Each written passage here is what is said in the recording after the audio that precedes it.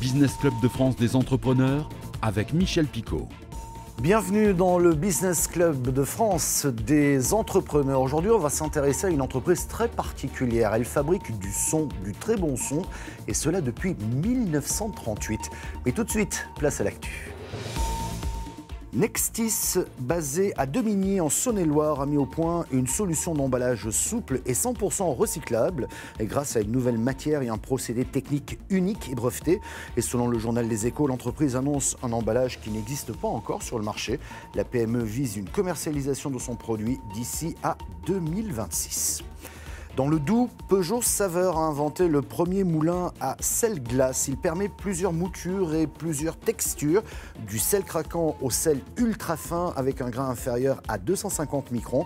C'est ce que l'on appelle le sel glace. Ce moulin à sel est une première mondiale.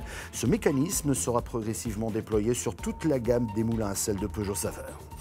Une pénurie de fromage de chèvre en France. Notre pays est le premier producteur mondial de ce fromage et enregistre une baisse de lait caprin de 3,2% à cause de la fermeture d'élevage de chèvres liée à une accélération des départs à la retraite des éleveurs.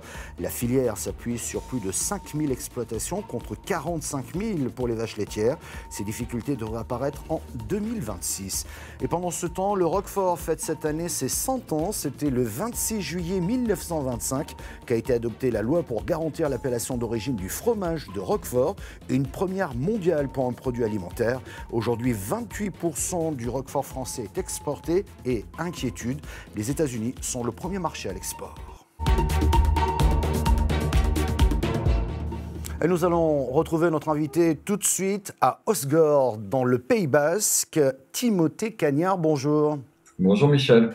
Alors, vous avez fondé la boîte Concept qui fabrique notamment des enceintes haut de gamme. Mais j'étais surpris en préparant ce rendez-vous puisque c'est votre grand-mère, en 1938, que lance cette fabrication d'enceintes sono. Nous sommes bien en 1938. C'est le début de la radio avec un son qui grésillait beaucoup à l'époque. Elle a osé. Vous pouvez nous en dire plus ? Oui, tout à fait. Moi, je suis très fier de ma grand-mère. En fait, c'est un petit peu la figure familiale. Alors, elle est arrivée en France adolescente. Elle était d'origine arménienne. Elle a grandi à Istanbul. Et quand elle est arrivée en France, voilà, elle a été ouvrière en bobinage. Donc, c'est l'élément, c'est le cœur d'un haut-parleur, la bobine. Et elle a monté son petit atelier en 1938 où elle fabriquait des bobines. Et après-guerre, elle a commencé à fabriquer des petits transducteurs pour la radio. Et de fil en aiguille est arrivée la radio dans les voitures. Donc, elle a fabriqué beaucoup de haut-parleurs pour les voitures. Et après, elle s'est spécialisée dans la hi-fi, donc dans la haute fidélité. Et elle a fabriqué les haut-parleurs pour les plus grandes enceintes.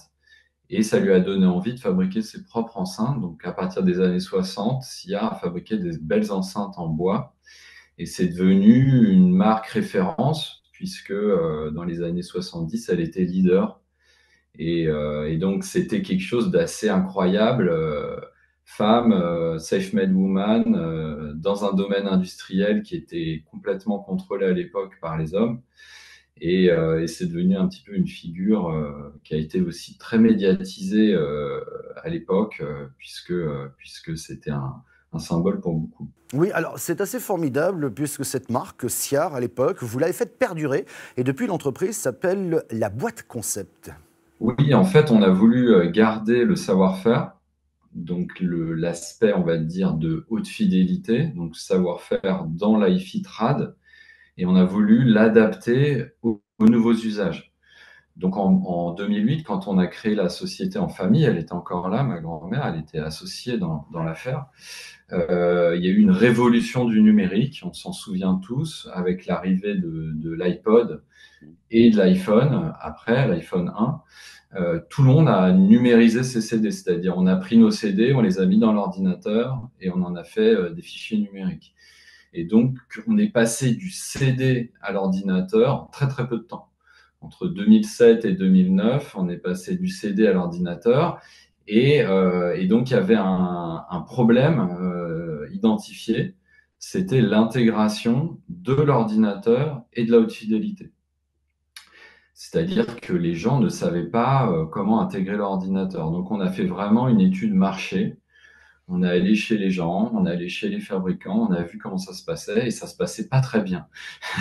Parce que les gens posaient leur ordinateur, je ne sais pas si vous vous souvenez, sur un tabouret, on faisait passer le câble apparent et on se débrouillait comme on pouvait, ou alors on posait carrément l'ordi sur l'amplificateur, ça chauffait, et donc il y avait un vrai problème et on a travaillé sur ce projet qui était d'allier ces deux mondes.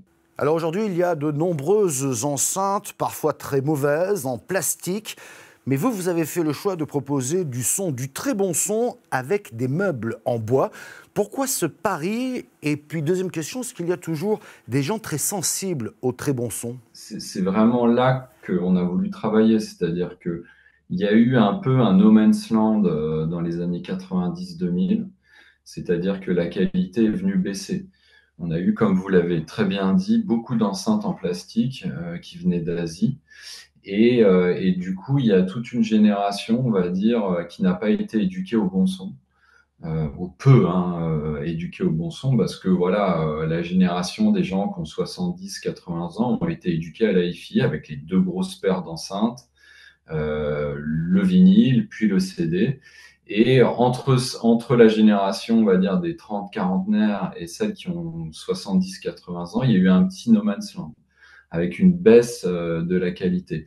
On a eu la chance de vivre cette révolution de l'ordinateur et ça s'est accompagné aussi par une mode du casque. Alors, je ne sais pas si vous vous souvenez, il y a Dr. Dre qui avait lancé Beats, donc c'est devenu une mode d'avoir un gros casque. Et du coup, ce casque, ça a fait connaître la hi-fi à des gens par ce phénomène de mode. Donc les gens se sont équipés de gros casques et ils ont découvert la première fois le son hi-fi, pas avec des enceintes comme nos parents, mais avec un casque. Et donc ça a été un engouement qui arrivait assez vite et qui a été renforcé par le retour du vinyle. Donc depuis 2015, donc bientôt maintenant 10 ans, on a un retour au vinyle. Et du coup, la jeune génération s'est équipée et a découvert la hi-fi aussi par ce canal. Donc il y a clairement un retour qualitatif. Et nous, plutôt que de se battre sur le prix, on a voulu se battre sur l'usage, la simplicité d'utilisation et la qualité. Alors effectivement, vos produits, ce sont de vrais meubles design. Mais dites-moi, c'est quoi un vrai bon son? Alors justement, c'était un atelier qu'on a fait dans notre laboratoire la semaine dernière. Donc on a fait venir des journalistes nationaux, locaux, et on a fait un petit atelier dans notre chambre anéchoïque où on a mesuré des enceintes. C'est-à-dire qu'une enceinte de haute fidélité, le principe du bon son, on va dire technique, c'est qu'elle reproduise toutes les fréquences au même niveau, ce qu'on appelle une courbe de réponse. Donc, une bonne enceinte, un bon son, c'est censé être un son qui reproduit aussi bien du 50 Hz que du 20 000 Hz. Ça, c'est dans la théorie.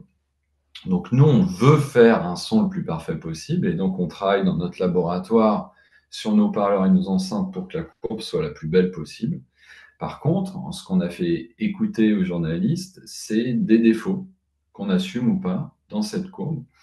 Et on voit que finalement, le son le plus parfait techniquement, n'est pas forcément le plus agréable à écouter. Donc c'est là qu'on crée en fait une identité sonore. Et en France, on s'est démarqué depuis les années 70 par un son, on va dire, naturel. C'est ce qu'on appelle un petit peu le son français. C'est-à-dire que c'est un son qui n'exagère pas. Alors aujourd'hui, une nouvelle étape dans l'histoire de la boîte concept, c'est la création de la fabrique du son. C'est un lieu qui regroupe vos ateliers, votre laboratoire et des pièces spéciales pour le son. Vous pouvez nous en dire plus? Oui, tout à fait. En fait, c'est un rêve depuis des années, c'était de pouvoir regrouper toute la chaîne de valeur au même endroit. Donc, on commence par un appartement. Il y a un appartement. On va faire venir des artistes, des designers, des créatifs pour brainstormer avec notre bureau d'études. Donc, on va créer le produit, on va le designer, on va le créer sur 3D et après, on va le prototyper sur place. Donc, on a nos machines et on a notre chambre anéchoïque. Donc, on va développer nos prototypes sur place. Après, on va les fabriquer. Dernière étape, on va les vendre aussi puisqu'on a un showroom. Et les clients qui viennent dans notre showroom peuvent visiter l'atelier puisqu'on a une façade du mur du showroom qui s'ouvre et on voit tout l'atelier en un regard. Merci Timothée Cagnard d'avoir été notre invité. Et puis des initiatives comme on les aime, nous sommes dans le centre Bretagne où Servade a développé une solution d'épicerie mobile pour les villages qui n'ont plus de commerce. Un reportage de Mathilde Kemener de TBO. Ça va.